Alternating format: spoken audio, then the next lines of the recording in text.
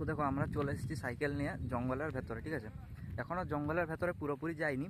তো এই জায়গাটা তোমরা দেখতে পাচ্ছ পিছন দিকে পুরোটা একদম জল জমে গেছে বৃষ্টির ফলে।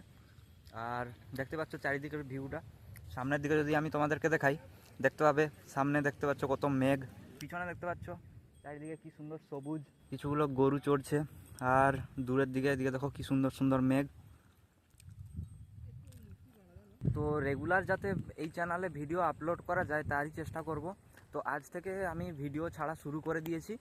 তো আজকে আমরা ভিডিও বানানোর জন্য এই জায়গাটাতে এসেছি। এই যে দেখতে পাচ্ছ চারিদিকে পুরো সবুজ এরিয়া। তো বর্তমান আমরা জঙ্গলের ভেতরে ঢুকে গেছি। তো তোমাদেরকে যদি আমি দেখাই, তো আমরা এই দিক থেকে এসেছিলাম, এদিকে পিচ রাস্তা আছে পুরোটা।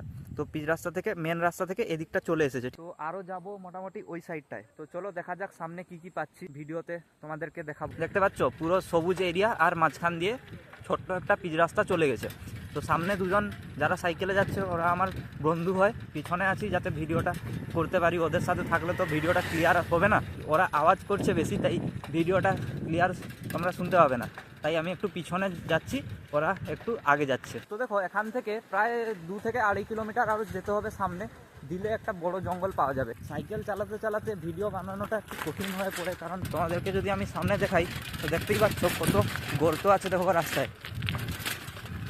এক হাতে সাইকেলের হ্যান্ডেল আর এক হাতে ফোন নিয়ে ভিডিও করাটা অনেক কঠিন হয়ে পড়ছে। একটা জিনিস কি বলতো, মানে কোথাও একটা দাঁড়িয়ে মানে ভিডিও করা যাচ্ছে না। ওরা তো এগিয়ে যাচ্ছে সামনের দিকে, আর যদি আমরা তাড়াতাড়ি না যাই সন্ধ্যা হয়ে যাবে, যেতে পারবো না। তো ওরা তাড়াতাড়ি করার জন্য এগিয়ে চলে যাচ্ছে। আর আমি চাইছিলাম একটু দাঁড়িয়ে দাঁড়িয়ে ভিডিও বানানো, যাতে তোমাদেরকে সব কিছু একটু ক্লিয়ারলি দেখাতে পারি, কিন্তু সেটা তো সম্ভব হচ্ছে না। জঙ্গলের ভেতর দিয়ে যাওয়ার সময় রাস্তার ধারে একটা রং চেঞ্জ করা গিরগিটি দেখতে পেলাম। অনেকে এটাকে বহুরূপী গিরগিটিও বলে থাকে, তবে পুরো পৃথিবী জুড়ে এটা ক্যামেলিয়ন নামে বিখ্যাত। ক্লাস 7-8-এ যখন পড়তাম তখন লাস্ট এটাকে দেখেছিলাম, আর আজকে আবার এটাকে দেখতে পেলাম। আসলে পরিবেশ দূষণ এবং ওয়েদার চেঞ্জের ফলে এগুলো আস্তে আস্তে বিলুপ্ত হয়ে যাচ্ছে। আর আমি শুনেছি এদেরকে মেরে নাকি এদের শরীর থেকে কি সব ওষুধ তৈরি করা যায়, আর এই ওষুধ তৈরি করার চক্করে অনেকে এদেরকে মেরে দেয়। আর তোমরা কমেন্ট করে বলো তোমরা কি এর আগে কখনো এই ধরনের গিরগিটি দেখেছো। যাই হোক, গিরগিটিটাকে আর বিরক্ত না করে জঙ্গলে ছেড়ে দিলাম।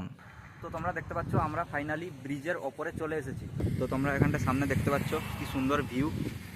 দেখতে পাচ্ছ এই নদীটা হচ্ছে সুবর্ণরেখা নদী, ঠিক আছে। তো তোমরা কমেন্ট করে বলো তোমরা কি এখানে এর আগে কখনো এসেছো বা এই ব্রিজটাকে কখনো দেখেছো। সন্ধ্যা হয়ে গেল আস্তে আস্তে, ঠিক আছে, জঙ্গল টঙ্গল পেরিয়ে আস্তে একটু সন্ধ্যা হয়ে গেল। আর দেখতে পাচ্ছ সামনে এখন এই লাইটগুলো আগে জ্বালাতো না, এখন এগুলো জ্বালানো হচ্ছে। তো কয়েক মাস আগে কিন্তু এই লাইটগুলো বন্ধ ছিল, এখন আবার এগুলোকে কন্টিনিউভাবে জ্বালানোর ব্যবস্থা করে দেওয়া হয়েছে। চলে যাবো, কোনো প্রবলেম হবে না। মোটামুটি এখান থেকে বাড়ি যেতে হলে আমাদেরকে প্রায় 5 কিলোমিটার মতো সাইকেলিং করে যেতে হবে। তো তার আগে আমি তোমাদেরকে ভিউটা দেখিয়ে দিচ্ছি। এদিকটায় দেখতে পাচ্ছ সামনে দেখতে পাচ্ছ একবারে ক্লিয়ার আকাশ। এই শরতের আকাশে তোমরা ঘুরতে বেরাবে না তো কখন বেরাবে, তাই আমরা সাইকেল নিয়ে বেরিয়ে পড়লাম আজকে।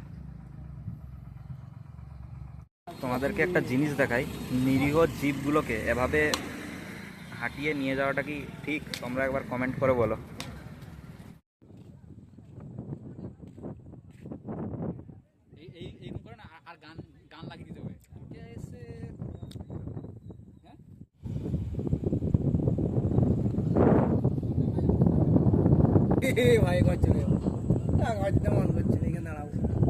তেলে ভাজা দোকানে কিছু খাওয়ার পরে আমরা বাড়ি ফিরে এলাম, এবং আসার সময় একটা স্টেশনারি দোকান থেকে এই বডি স্প্রেটা আমি কিনেছি। তো এই ব্লগটা তোমাদের কেমন লাগলো কমেন্ট করে বলবে। আর তোমাদের যদি এই ব্লগটা ভালো লেগে থাকে তাহলে চ্যানেলটাকে অবশ্যই সাবস্ক্রাইব করে ভিডিওটাতে একটা লাইক করে দেবে।